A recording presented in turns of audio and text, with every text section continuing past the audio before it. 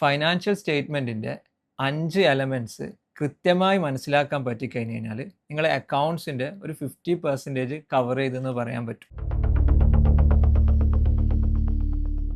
നമ്മൾ നേരത്തെ അക്കൗണ്ടിങ്ങിൻ്റെ ഡെഫിനേഷനിൽ പറഞ്ഞു റെക്കോർഡിംഗ് ദെൻ ക്ലാസിഫൈങ്. അപ്പോൾ റെക്കോർഡ് ചെയ്യുമ്പോൾ എല്ലായിടത്തും അങ്ങനെ എങ്ങനെയെങ്കിലും റെക്കോർഡ് ചെയ്യലല്ല, അത് കൃത്യമായിട്ട് അനലൈസ് ചെയ്തിട്ട് ക്ലാസിഫൈ ചെയ്യണം.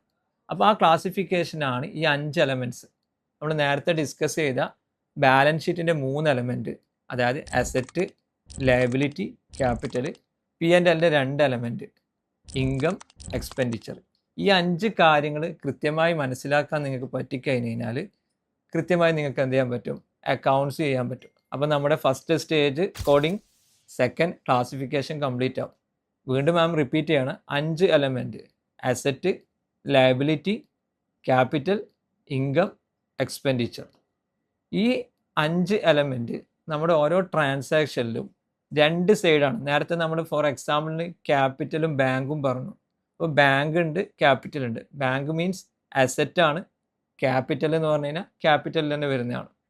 ആ 2 എലമെൻറ്റ് വന്നു. നേരത്തെ സാലറി പറഞ്ഞു, സാലറി പേയബിൾ പറഞ്ഞു. സാലറി എന്ന് പറയുന്നത് എക്സ്പെൻഡിച്ചറാണ്, സാലറി പേയബിൾ എന്ന് പറയുന്നത് ലയബിലിറ്റിയാണ്. ഈ രൂപത്തിൽ ഈച്ച് ട്രാൻസാക്ഷനെ നമ്മൾ എന്ത് ചെയ്യണം, ജേർണലൈസ് ചെയ്യണം. സോ ബാങ്കിൽ എന്ത് ചെയ്ത് 5 ലക്ഷം കൂടിയപ്പോൾ നമ്മൾ എന്ത് ചെയ്തു, ബാങ്കിനെ ഡെബിറ്റ് ചെയ്തു.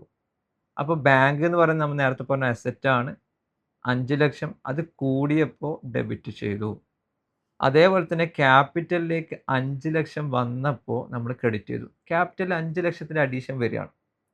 സാലറി എന്ന് പറയുന്ന എക്സ്പെൻസ് വന്നപ്പോൾ നമ്മൾ അതിനെ ഡെബിറ്റ് ചെയ്തു. പേയബിൾ ആയപ്പോൾ നമ്മൾ അതിനെ ക്രെഡിറ്റ് ചെയ്തു, അതായത് ലയബിലിറ്റി, മറ്റേത് എക്സ്പെൻഡിച്ചർ. സോ ഇതിനെ എങ്ങനെ കണക്ട് ചെയ്യാം, ഈ ക്ലാസിഫിക്കേഷനെ എങ്ങനെ കണക്ട് ചെയ്ത് നമുക്ക് ജേർണലിൻ്റെ ഡെബിറ്റിലും ക്രെഡിറ്റിലേക്കും ചൂസ് ചെയ്യാന്നുള്ളതാണ് അക്കൗണ്ട്സിൻ്റെ കീ ആയിട്ടുള്ള ഏരിയ.